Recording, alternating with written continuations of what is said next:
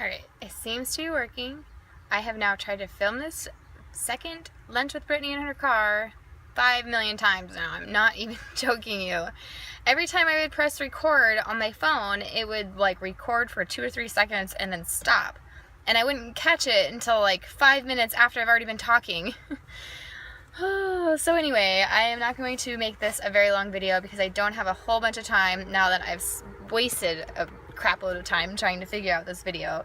I didn't have enough storage in my phone because I have 1,800 photos that I need to go through and delete. So I gotta hurry up and make this video fairly quick so that I can make sure I get it all filmed and I'm not sitting here talking a million times, repeating myself. So welcome to Second Lunch with Brittany in her car. For lunch today I have a bologna sandwich that my husband made me. Now bologna sandwich, I know it's not the healthiest thing for you to eat, but and it's one of those things I have to be craving to want it. And I've been craving it for the last week now. And Micah's mom went and got bologna, and so last night I was like, I have to have a bologna sandwich, and I had me and Micah made one, and we discovered that when you make a bologna sandwich, you have to use the most basic ingredients. So white bread. I like Miracle Whip on my bologna sandwiches. I usually revert to mayo on most of my other, like any other sandwich that I'll eat. American cheese, iceberg lettuce, which I'm not a fan of iceberg lettuce, only really on my bologna sandwiches, and yellow mustard, and it is so good. I love bologna sandwiches. Also I have Ruby Red Squirt. Super excited. He got me, or gave me, a apricot for my fruit, and we actually Googled how to plant an apricot seed from the pit. If you get a spare minute, Google it, because it is quite the process to plant an apricot seed. And then also I have Milano cookies, and confession number 1, there's going to be another confession coming soon, is that I will now have 3 of these in my purse unopened, so I know what me and Amanda will be doing at work this afternoon. And that is my lunch.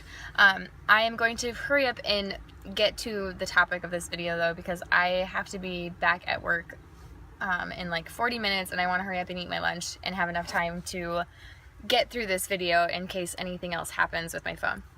So at work there has been 2 themes, recurring themes that we've been going over for the last couple weeks, and it's been truth and congruity, or congruency, and making sure that what we are or aren't doing in the practice, and not only in the practice but also in our own lives, is congruent with what we stand for, what we believe in, what our morals are, that type of thing.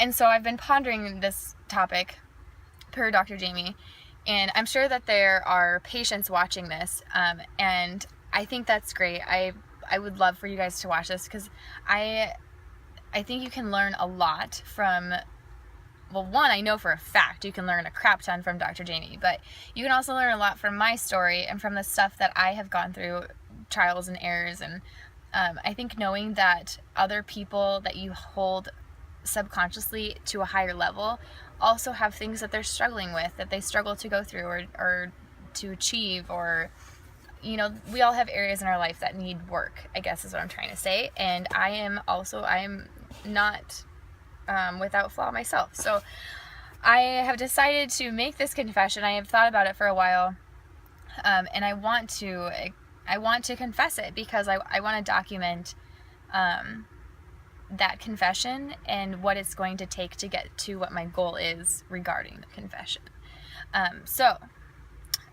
With that being said, some of you may or may not know that I am a recovered heroin addict, and I have talked so much on this subject personally, it seems like, because I've done so many videos on it to post that I have not posted.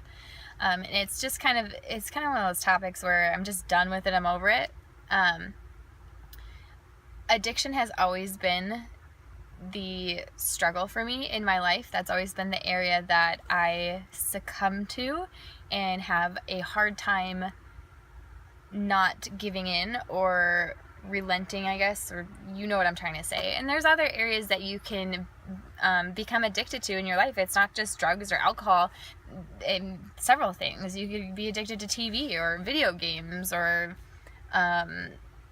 drinking too much coffee. Like, there's a lot of stuff you can be addicted to. And so my confession is that I am a smoker, and I've hidden it for a long time, because it's always been something that I'm very self-conscious about. I don't like smelling like cigarettes. I don't like people knowing that I smoke, especially because I work for a chiropractor, and I've always worked at a medical office, and I am one of those people that kind of holds, you know, teachers, preachers, and what's that saying? Like, you know what I'm trying to say. We hold certain, you know, doctors and preachers and teachers, we hold them all to a certain standard. And to see a doctor smoking a cigarette, that's not congruent with what he stands for. And so, to me, smoking cigarettes is not congruent to what I stand for, especially because I have overcome heroin. I have been I have to think about how long I've been sober, because it's not something that, it's not like, yay, I made it another year through it without using heroin. I don't even think about it anymore. It's not on my mind. That was a completely separate part of my life, and I have moved on from that. And now it's time to move on from something else, and that is cigarettes. And so I want to document, because this is hard for me to want to do. I do not want to quit smoking cigarettes, but I know my soul and my mind want to quit smoking cigarettes, and my body wants me to quit smoking cigarettes. And so if I want other areas of my life to be congruent, and if I want to encourage other people to strive for truth and congruency in their own life, I have to be an example of that. And so I am going to kind of document my struggle. And so with smoking cigarettes, I don't have a date on when I'm going to be done. I can't, with addiction, you have to do what works for you. And with me, it's getting down to the bottom line of why am I smoking? Why do I want a cigarette? What does it do for me? And to me, it's really more of the habit. I smoke the most in my car. I can go days at home on the weekends without smoking a cigarette. But as soon as I get in my car, I have to have a cigarette. So if anybody out there has also gone through